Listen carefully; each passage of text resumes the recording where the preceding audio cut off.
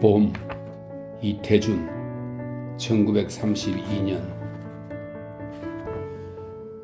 바깥날이 어찌 밝고 따뜻한지, 그리고 행길에서 사람 소리들이 어찌 번화스러운지 방 안은 해가 높아갈수록 굴속처럼 음산해지고 갑갑하였다. 여간 몸살쯤으로는 누워 베길 수가 없었다. 박은 그만 으뜩으뜩 현기증이 나는 머리를 반동적으로 흔들며 일어나고 말았다. 정칠, 비나 쏟아지지 않고 날은 새벽녘에 던듯하였다. 이슬비라 빗발 소리는 나지 않아도 챙에서 떨어지는 낙수물 소리는 밤이 깊도록 멎지 않았다. 그래서 서울 사람들은 내일 하루 날이 굳을까요 몹시 애들을 태우는 듯 라디오는 밤중까지 내일 천우를 예보하느라고 거리를 시끄럽게 했던 것이다. 월급으로 모두 주머니들이 묵직묵직해진 월말인데다 벚꽃이 반 넘어 피르는 때에 날이나 받은 듯이 알맞게 끼어있는 일요일이니 자연과 절연되어 사는 서울 사람들로서는 이날 하루의 청명을 바라는 것이 그리 과분한 욕망은 아니었다. 어쩐적 라디오는 무엇라고 예언하였는지 모르거니와 날은 씻은 듯이 개었다. 그러나 박에게는 차라리 비 오기만 못하였다. 그는 굴속 같은 방 안에서 이마를 찌푸리고 뒷짐을 지고 서서 갇혀있는 사람처럼 혼자 어정거리었다. 박은 서울 사람은 아니다. 어느 시골에선지 월급 생활을 바라고 먼 서울을 기어 올라오기는 5, 6년 전이었다. 그때는 그래도 재고장에서는 1색이라 치던 젊은 아내도 데리고 있었고 경매된 땅값에서 빚을 제하고 나머지도 1000여 원이나 되는 것을 손에 넣고 올라왔던 것이다. 그러나 은행이 많은 서울이라 하여 박의 돈을 저금한 채 늘어나게만 두지는 않았다. 박이 지금 다니는 인쇄소에도 들기 전 3년 동안 그 돈 1000원은 쩌르그럭 소리도 한번 크게 나본 적 없이 연기처럼 사라졌다. 정말 그 변변치도 못했던 굴뚝연기에 사라지고 만 것이다. 서울은 박을 몹시 쓸쓸하게 하였다. 자기 이름으로 있던 1원짜리 천여장이 뿔뿔이 달아났다는 그것보다도 그를 더 외롭게 하고 한심스럽게 한 것은 그 의좋던 아내의 죽음이었다. 빈민촌에 사는 덕으로 앞집에 들었던 장질 부사에 내 집사람을 가로채인 것이니 박은 그 뒤부터 그만 방울을 잃은 때처럼 어디가 앉던 소리 없는 사람이 되고 말았다. 박은 아내 죽던 해 10살 나는 딸년을 그냥 두고 보다 못해 학교는 단념하고 제가 하자는 대로 담배공장에라도 다니게 하였다. 그래서 그 후 몇 달 동안은 그 어린 손끝에서 빚어지는 분전으로 연명을 하다가 다행으로 자기도 인쇄소에 업을 얻은 것이니 인쇄소에 다니면서부터는 죽은 아내 생각이 더욱 간절해지곤 하였다. 찬 없는 상이나마 아내가 그 옆에 앉아 딸을 기다려주고 자기를 기다려준다면 얼마나 행복스러우랴 하였다. 종일 그 완강한 기계의 종이 되어 시달리다가 집이라고 찾아들면 싸늘한 아궁이 입을 벌리고 기다릴 뿐 딸이나마 먼저 와 있어도 나을 것이 딸은 언제든지 자기가 볼 때는 밥솥이 끓을 때쯤 되어야 아버지 하고 들어서는 것이었다. 아버지. 박은 하루 한 번 이 명랑한 말소리에 모든 피곤과 우울을 씻어버리곤 하였다. 잡지 인쇄가 몰리면 흔히 밤일이 있었다. 밤일이 있을 때마다 박은 슬펐다. 동료들은 색다른 저녁을 얻어먹고 야근비가 생기는 바람에 자진하여 밤일을 청하였으나 박만은 밤일이 큰 고통이었다.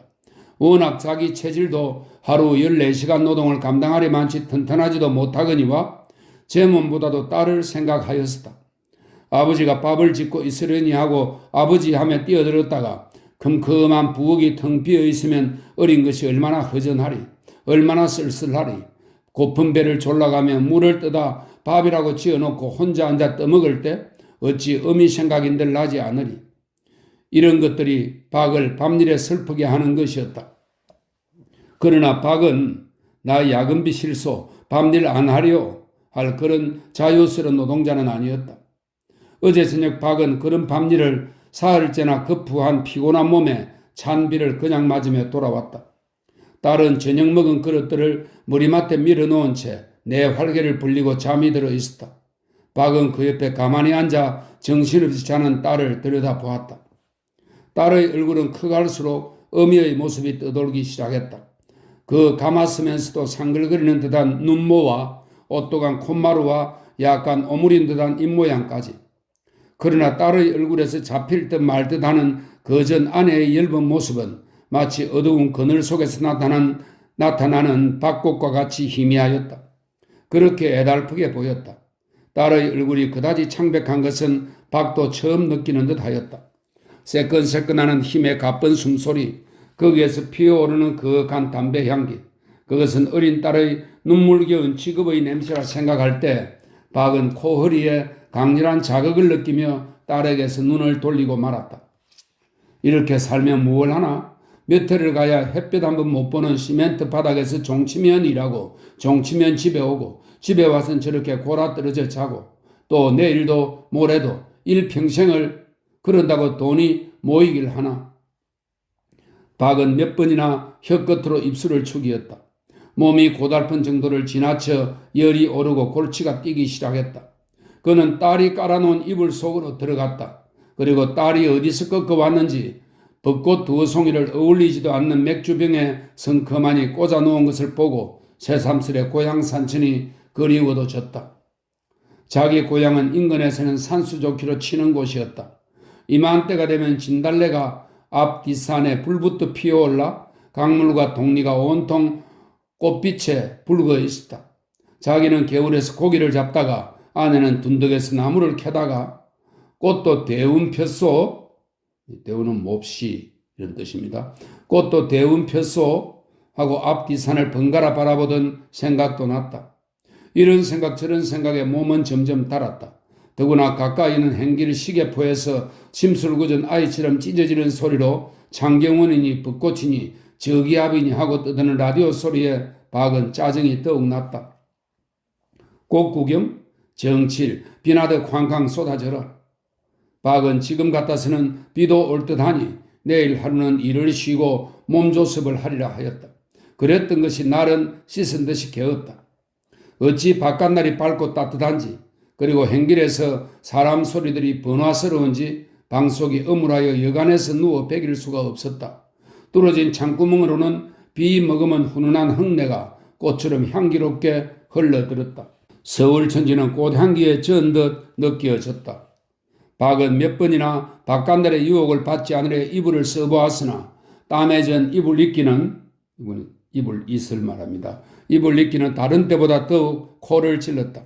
그래서 그만 이불을 밀어던지고 일어선 것이다. 딸이 공장에 가기 전이라면 딸도 오늘 하루는 꽃 구경이나 하게 같이 데리고 나갈 것이나 딸은 벌써 공장에 간 지 1시간이나 되었다. 그렇다고 누워 베기기에는 도리어 병을 살 것 같았다. 박은 어슬렁어슬렁 집을 나섰다. 인쇄소로 갈까? 남산으로 갈까? 박은 남대문 옆에 가서 한참 망설이다가 이렇게 날 좋은 날 딸은 지금도 전기불 밑에서 권년이나 말고, 권년은 종이로 말아놓은 담배, 권련의 원래 말입니다. 권년이나 말고 섰을 것을 생각하고는 그만 뚜벅뚜벅 아침마다 가는 발에 익은 길로 들어서고 말았다. 그러나 박이 들어서야 할 공장문은 이날 박이 몸이 좀 아픈 날이요, 벚꽃이 반 넘어 핀 날이요, 날 좋은 일요일이라 하여 시계의 숫자를 잊을 리가 없었다. 박은 그 절벽처럼 굳게 닫힌 문 밖에서 기계 소리에 우릉우릉하는 육중한 건물과 함께 한참이나 불안스러운 가슴만 흔들리고는 돌아서고 말았다. 박은 남산으로 갔다. 남산도 꽃과 사람 투성이었다. 박은 자기의 핏기 없는 얼굴을 남에게 보이기 싫어 꽃은 없더라도 조용한 양지 쪽을 찾아갔다. 참말 아름다운 날이었다. 하늘은 가을처럼 맑고 해는 여름처럼 빛났다고 할까? 게다가 밤새도록 가는 빛발에 촉촉이 누군 땅은 꽃처럼 훈훈하고 향기로웠다.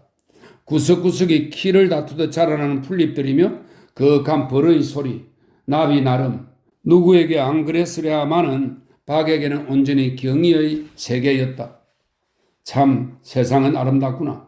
이렇게 좋은 봄날을 우리는 우리 것으로 누려보지 못하는구나. 풀 한 폭이 없는 시멘트 바닥에서 윤정이나 돌리고 어디 새소리 한마디 들을 수가 있나. 왼종일 오장육부가 뒤흔들리는 엔진 소리에 귀가 먹먹해 사는 것밖에. 박은 세상이 원망스럽다는 듯이 보지도 않고 손이 던져지는 대로 풀 한 움큼을 잡아뜯었다. 잡아뜯은 풀을 가까이 갖다 보니 그냥 풀만인 줄 알았던 것이 좁쌀 알만한 꽃들이 무수히 달려 있었다. 그것을 본 박의 마음은 더욱 다감하였다. 그러니 시원한 구석이 뭐야? 공장 감독의 말처럼 이것도 나에겐 다행이거니 하고 더 높은 처지는 애초부터 바라지도 않는 것이 착한 사람일까? 착하단 말이 그리 귀한 것일까? 그렇지 않으면 또 무슨 수인가? 박은 벌떡 일었었다. 놀란 짐승처럼 날래게 일었었다. 그러나 무슨 생각, 무슨 기운에 일었었든 간에 그는 이내 나무 토막처럼 쓰러지고 말았다. 빈혈한 그의 머리는 갑자기 흥분하여 격동하는 그 육신을 지배할 능력이 없었다. 박이 정신을 차리기는 가까이서 터지는 오정 소리에 놀랐었다. 오정은 낮 12시 정오를 말합니다. 오정 소리에 놀랐었다. 그는 멍하니 하늘만 쳐다보고 누웠다가 죽은 아내 생각이 나서 아이처럼 엉엉 울었다. 상배를 당하여야, 이는 상처의 높임말입니다. 아내의 상을 가리키는 뜻이죠. 상배를 당하여야 지촉한자로, 이 지촉은 종이와 초입니다. 지촉한자로 사들고 오는 이 없었던 것이 새삼스레 외로웠고 그렇게 알뜰하던 아내를 양지 좋은 선산머리에 묻지 못하고 송장 쓰레기통 같은 이태원 공동묘지에 내다버리듯 던져둔 것도 생각할수록 가슴이 아팠다. 박은 점심도 굶고 해가 기울려까지 한자리에 누워 있었다. 그가 누운 언덕 아래로는 수많은 사람들이 지나갔다. 어린 아이들의 손을 잡은 가족들이 지나갔고 남자끼리 여자끼리 그리고 남녀가 작반하여 지나가는 패도 많았다. 그러나 혼자 지나는 사람도 적지 않았다. 혼자 지나는 사람들 대개는 묵묵히 지나지 않았다. 어떤 사람은 휘파람 소리로, 어떤 사람은 콧소리로 슬프거나 즐겁거나 모두 저희 정서를 노래하며 지나갔다. 박은 그만 내려올 채비로 신궁 앞, 신궁은 조선 신궁을 말하는데요. 일제가 1912년 남산에 세워서 참배를 강요했던 그 신사를 말합니다. 신궁 앞 큰 마당으로 갔다. 거기는 장난감과 음식 장수들이 저자를 이루고 있었다. 어떤 사람은 딸을 데리고 와서 풍선을 사들리고 어떤 사람은 아들을 데리고 와서 떡은 밀가루나 쌀가루로 얇게 구운 과자를 이야기합니다. 떡을 사 먹었다. 박은 같이는 오지 않았지만 이내 딸의 생각을 하고 풍선이라도 하나 사다 줄까 했으나 빈 주머니 속에서 주먹만 몇 번 쥐었다 폈다 하였을 뿐 그냥 그 앞을 지나고 말았다. 그 대신 박은 아무도 없는 구석길로 내려오다가 큰 마음을 먹고 보기 좋게 핀 벚꽃 한 가지를 우지끈하고 꺾어서 얼른 두루마기 속에 넣었다. 맥주병이나마 딸의 그 쓸쓸한 화병을 장식해 주려 함이었다. 그러나 우지끈하는 소리는 몰래 꺾는 박의 귀에만 큰 소리가 아니었던지 박이 5걸음도 옮기기 전에 이놈아 걔 섰어 하는 거센 소리가 다우쳐왔다. 피할 수 없는 봉변이었다. 봉변이라야 여러 사람 앞에서 산지기 손에 귀때기 몇 개를 맞은 것과 빼앗긴 꽃가지로 목덜미를 몇 번 맞은 것뿐이지만 박은 다리가 후들후들하는 울분으로 남산을 어청어청 내려왔다.